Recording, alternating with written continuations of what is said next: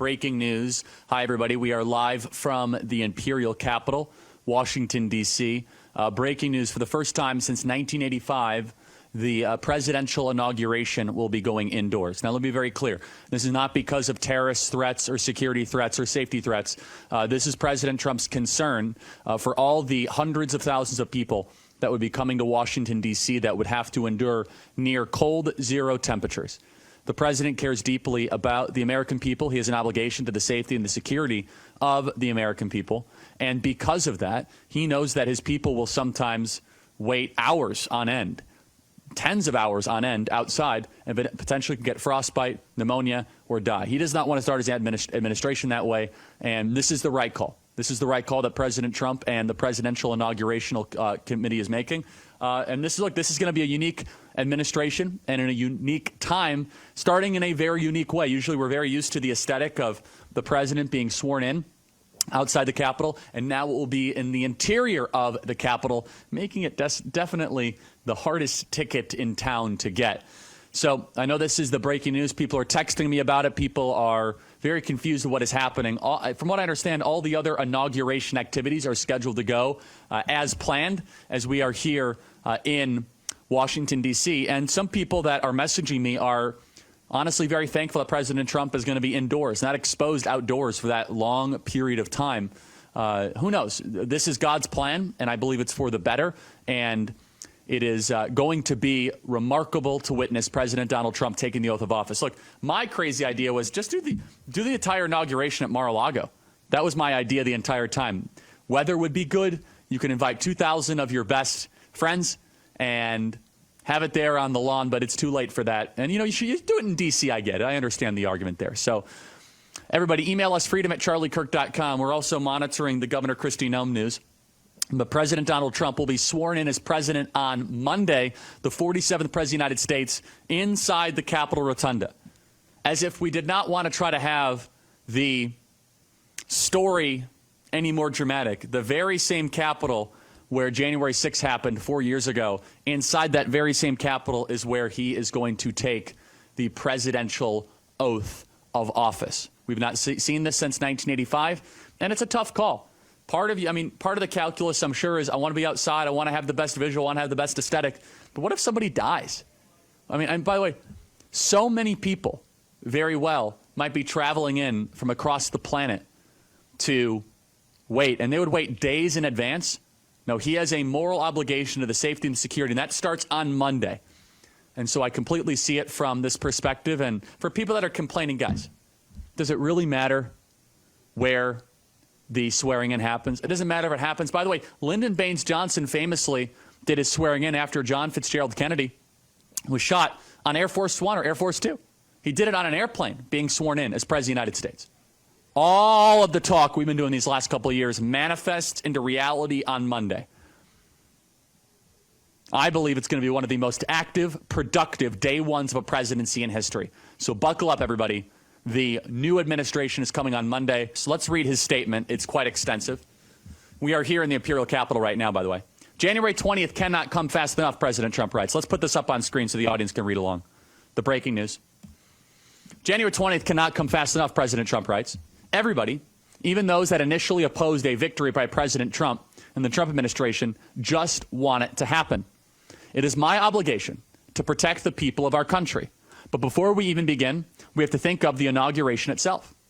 The weather forecast for Washington, D.C., with the wind chill factor, could take temperatures into severe record lows. There's an Arctic blast sweeping the country.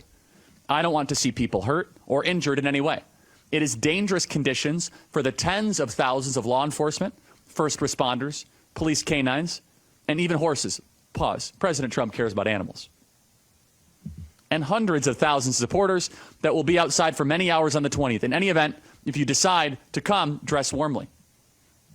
Therefore, I have ordered the inauguration address, in addition to prayers and other speeches, to be delivered inside the United States Capitol Rotunda, as was used by President Ronald Reagan in 1985, also because of very cold weather.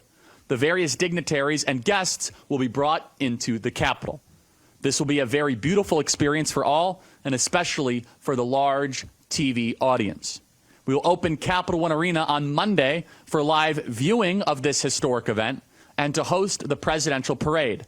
I will join the crowd at Capital One after my swearing in. That's kind of cool. So he does the swearing in, then he'll go indoors at Capital One Arena immediately after as President of the United States. That's a really beautiful touch.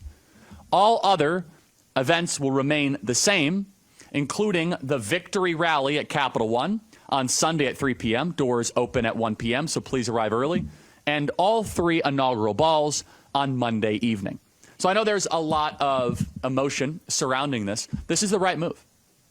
President Donald Trump would be blamed if somebody got pneumonia or frostbite. Look, I'm here at the Imperial Capitol right now. It is no joke cold right now. And I grew up in Chicago, so I know cold when I experience it. And you're going to have people from all across the country that are Trump enthusiasts, young kids that are coming. No. President Donald Trump has an obligation to the people of this country, and you got to do the right thing. You got to do the right thing, moving it indoors. Also, for his safety, given the events of what happened on July the 13th and also what happened, or almost did not happen, praise God, because of divine intervention at the golf course in Palm Beach, was happening outside. So President Donald Trump will be delivering the first inaugural address indoors since 1985. But honestly, what difference does it make? What, are we getting greedy for the aesthetic?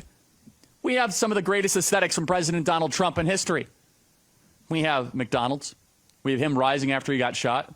We have him with the garbage truck. What are we trying to get greedy for a visual? No. You can have a great visual. Barack Obama had a beautiful visual. So help me God, terrible presidency.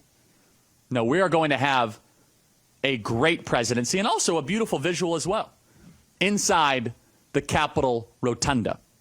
Now, this decision, I'm sure, was not made easily. You know the logistics that happens? I mean, just to be clear, this does not make Charlie Kirk or Turning Point's life easier. We have hundreds of people that are coming in that we're getting tickets and seating. And so my answer is, well, maybe we can get you all into Capital One Arena. And everybody's going to be safe. Everyone will be happy. And together, make America great again. That's President Trump's statement. But look, President Trump has an obligation to the people of this nation. This is not playtime right now. And I think moving indoors is the right move for the president's safety and also for the safety of all of his supporters. Deborah writes, freedom@charliekirk.com. Charlie, big fan, so relieved that the ceremonies have been moved indoors. Worried at luncheon too. Had a feeling he had still great danger for those assembled. Gratitude for security for this change. Watch and stay alert. Now, to be clear, this is not because of security. I just want to be very clear. Deborah says, Charlie, I'm so glad for his safety. This makes me feel a lot better. Although some people are going to want to be happy, he made the right, or not going to be happy, he made the right decision. Pam writes, this is further proof to me that God is guiding events to protect President Trump and others away from evil plots being planned against him, a concern many have expressed, frigid weather. So email us, freedom@charliekirk.com. We want to hear about you, hear from you, and hear about what you are thinking. But look, what's going to happen after he says, so help me God? Bring the thunder, shock and awe is what's going to happen. On Monday at high noon, 12 p.m. Eastern, President Donald Trump will go down after J.D. Vance. Vice President goes first. J.D. Vance takes the oath of office. Then President Trump takes the oath of office. And from that moment, he starts signing. And the American Renaissance begins. We have one long weekend to endure. We have one more weekend to get through.